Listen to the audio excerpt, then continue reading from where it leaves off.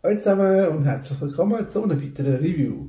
Das mal vom Lego Super Mario 71408 Peach's Castle.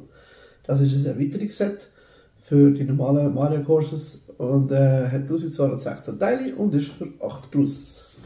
Es hat die Anleitung dabei und in dieser Anleitung steht: alle Anleitungen zum Zusammenbauen nur digital verfügbar und ladiert Mario App ab. So viel dazu. Genau.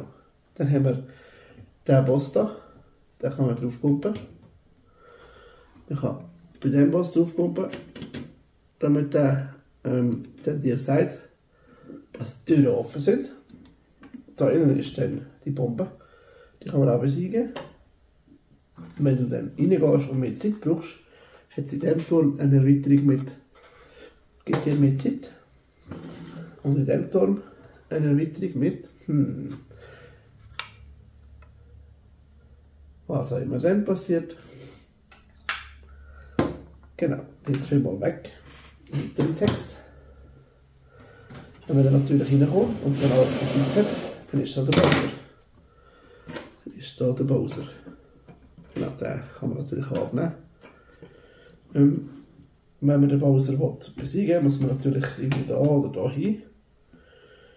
Und ja, dann kann man da drauf kommen und dann geht der um. Und dann hat man da sein Gold, wo man ihn besiegen und Loot bekommen.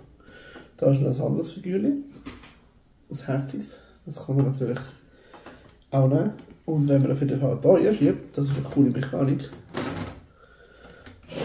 dann kommt der Thron und da drauf ist das Ziel. Ist doch eine coole Erweiterung, oder? Oder was denkt ihr?